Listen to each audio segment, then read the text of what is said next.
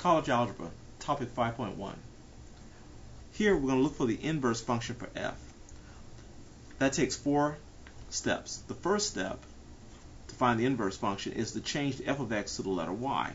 So now it's y equals x minus 1 all over x plus 2. The second step is to exchange all the x's and y's. So x's become y's and y's become x's.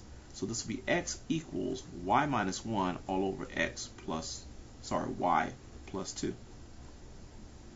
Thirdly, we want to solve for y. So I'm going to take my expression x equals y minus 1 over y plus 2. I want to multiply everything by the denominator y plus 2. Y plus 2 times x gives me xy plus 2x. Y plus 2 divided by y plus 2 is 1 times the y minus 1 is y minus 1. Okay, now from here I want to place all my terms on the same side. So I'm or my y terms on the same side. So I'm going to move this to the right side, and let's see, should I be doing that? Well, no. Let me move this instead. Let me move my x's to that side, and I'll move this y to the other side. So what we'll get is a x, y, and a minus y, and a negative 2x and a minus 1. Okay, now from here I'm going to factor out my y's, and I'll have y times x minus 1. That'll equal negative 2x minus 1. Divide both sides by x minus 1, x minus 1. I end up with y equals negative 2x minus 1 all over x minus 1.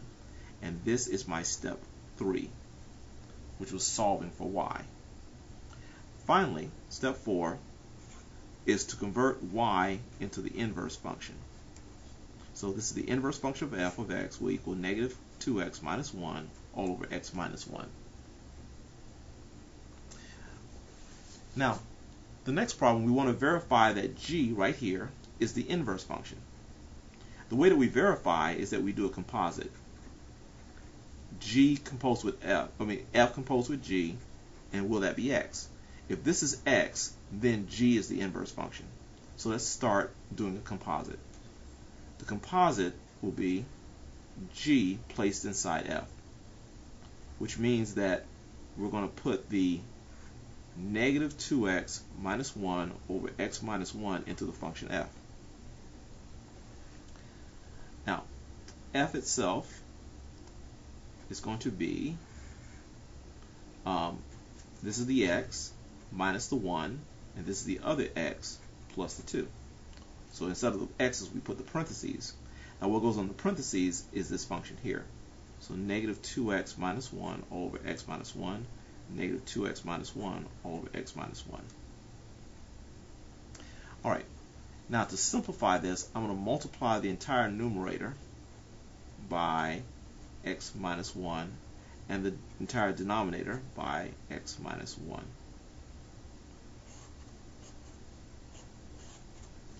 Okay. X minus 1 divided by x minus 1 is 1, leaving the negative 2x minus 1. Here, we're going to get a negative 1 times the x minus 1. So I'm going to do a distribution there. Here, the x minus 1's cancel. Again, we're left with 2x minus 1. And here, we're going to have 2 times the x minus 1.